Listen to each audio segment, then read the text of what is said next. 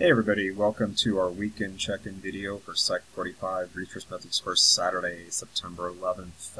Just going to go over a few items as I always do, reminders, clarifications, just to help you stay up to date on everything and succeed in the course. So the first item here is that our Unit 1 exam was earlier this week. It has been graded and the scores posted, so make sure you take a look.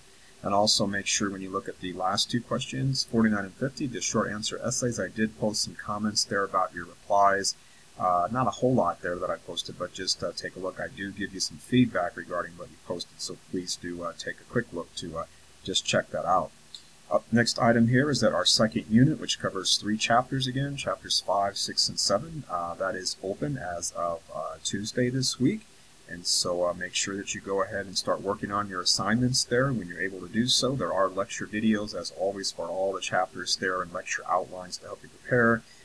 The first chapter quiz and discussion for Chapter 5, that's not due until next Friday on the 17th, so you've got a whole week there where you can work on other things there, or just work ahead if you like to, so please do take advantage of that time you've got available there. Next item here is pretty important. The first part of your APA Style Literature Review paper is due this coming Wednesday on the 15th. There are instructions there that you will find in the APA Literature Review module, which is below Unit 5 of our course material. So scroll down on our Canvas course page, past Unit 1, 2, 3, 4, 5. Underneath 5, you'll see there's a module there dedicated to the APA Lit Review. Take a look there for the first component there for Part 1. There are instructions that you'll find there. At the very top of the instructions, I've placed a short video where I kind of walk you through the instructions and tell you what to do and what to be careful of there, and have some screenshots of the instruction page to help you out with that, so please do take advantage.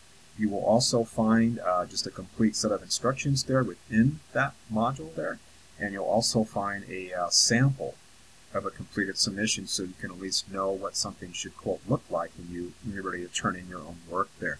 Remember, per the instructions, you'll find there that your topic for your paper must be a topic from social psychology.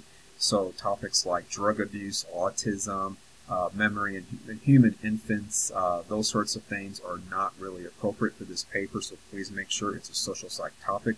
You will find an embedded file there of topics from social psychology. It's just topics listed there, but there's also a link to a free social psychology ebook that's available online there. Just click the link. You can kind of browse through the textbook there and see if anything grabs your attention in terms of what you might want to work on there. You will also find below the instructions there a dedicated submission area there. So you'll see the instructions area, then you'll see a submission area, and that's where you're going to upload your paper. It must be in Microsoft Word per the instructions you'll find there. So please do not email anything to me as far as the assignment. It must be uploaded there. And I'd already posted an announcement, I believe, earlier this week to remind you about how to do the submission there. So just for clarity, as you'll find in the instructions there in the APA module there, you're only going to turn in your topic. Remember, a social psych topic. You're also going to turn in a thesis statement that is basically just a simple statement of how you're going to cover your topic there. So don't just say, I'm going to cover prejudice. That's really too broad. You might want to say, well, I'm going to cover prejudice and examine, say, for example, gender and culture differences. You just have to kind of narrow it down so I kind of know what you're going to get to there. So please do that. And the last thing, the third thing you have to include there is a list of 10 academic peer-reviewed references in APA style. So that means they have to be from like research articles, so actual pieces of research from academic journals. If you need help doing that, I posted an announcement earlier there that you can schedule what's called a RAP session, R-A-P, through the library. So look for that announcement there. It'll help you do that. Also, there are some instructions there. In the instructions, for the first part of the paper there, scroll down a bit, you'll see a link there to a file on how to locate academic peer-reviewed articles there. There's a particular database you have access to from the library website at Fresno City College, which is really great to make sure that you find only academic peer-reviewed articles. You are allowed to include things like Time Magazine, the YouTube video, the Fresno Beat, but that's only in addition. That is only on top of having at least 10 academic peer-reviewed research articles. Okay, so please be careful that you don't have things like just psychology blogs and websites and just popular books people may have written, those are not scientific pieces of research, and it must be from research as far as your 10 minimum articles have to be there. Don't forget that you have your pocket guide to APA style. It's in the back of the print version of the textbook if you bought that from the bookstore. There is a dedicated link to the ebook version of the pocket guide there on our Canvas course page. It's right below the link to Mine tab there. You can't miss it. And that has all kinds of examples there of how you put your references in APA style. There's a completed sample final literature review paper, which is not what you're going to turn in, but there is a reference page in that sample there in your pocket guide. It's in chapter 9 of the pocket guide. It's a paper on birth order. If you want to flip to the back of that paper and just look at the reference list, that's what your references should look like. Okay, just if you need additional help with that. Also a reminder, and you'll see this in the submission area and the bottom of the instructions there for this first part of the paper, you are allowed to submit your paper late, but if it's late, it's automatically a 10% deduction of points that you would have earned, and for every 24-hour period after that, it's another 5% there.